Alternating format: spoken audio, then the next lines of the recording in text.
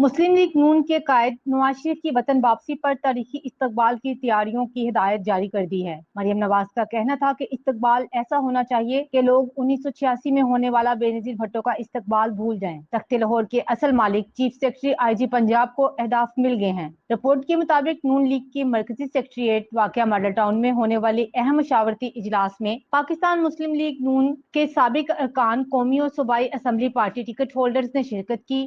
नून league के chief organiser और senior नायब सदर मरियम नवाज शरीफ की सदारत में होने वाले इजलास में अमूर और तैयारियों का तफसीली जायजा लिया गया और अहम फैसले लिए गए हैं। मुशावरती इजलास में फैसला किया गया है कि नवाज शरीफ का 21 अक्टूबर को होने वाला इस्तकबाल न सिर्फ फकीदुल अमल होगा बल्कि एक ऐसा रिकॉर्ड होगा जो कई दहाइयों तक न तोड़ा जा सकेगा। मरियम नवाज शरीफ के तमाम इंतजामी कंपनियों की निगरान मुकर्रर किया गया है, जबकि नवाज शरीफ के तरीके इस्तकबाल के लिए यूनियन कौंसिल और वार्ड की सतह तक रहनुमाओं और कारकुनों को मुतहर्रिक किया जाएगा। मरकजी क़ियादत, सूबाई सदूर, डिविजनल सदूर और ज़िलाई सदूर को अलग अलग टास्क दिए जाएंगे। तारीखी इस्तकबाल के लिए दरकार फंड्स के हसूल के लिए फाइनेंस कमेटी भी कायम की जाएगी। फैसला किया गया है कि नवाज शरीफ की वतन वापसी पर तारीखी इस्तकबाल की रैली के एहतमाम पर एक बड़ा तारीखी जलसा भी किया जाएगा, जिसके लिए नवाज शरीफ को बड़ी रैली की सूरत में एयरपोर्ट से जलसागाह तक लाया जाएगा। जलसागाह में शुरका के लिए खाने पीने, कॉफी, चाय, कोल्ड ड्रिंक्स समेत हर किस्म की सहूलत दी जाएगी। खवातीन और बच्चों के लिए जलसागाह अलहदा जगह महसूस की जाएगी, जबकि छोटे बच्चों के लिए केयर सेंटर भी होगा। नवाज शरीफ के इस्तकबाल को तारीखी बनाने के लिए चीफ ऑर्गेनाइजर मरियम नवाज रोजाना की बुनियाद पर मीटिंग्स करके अपडेट लेंगी और रिपोर्ट लंदन भेजेंगी।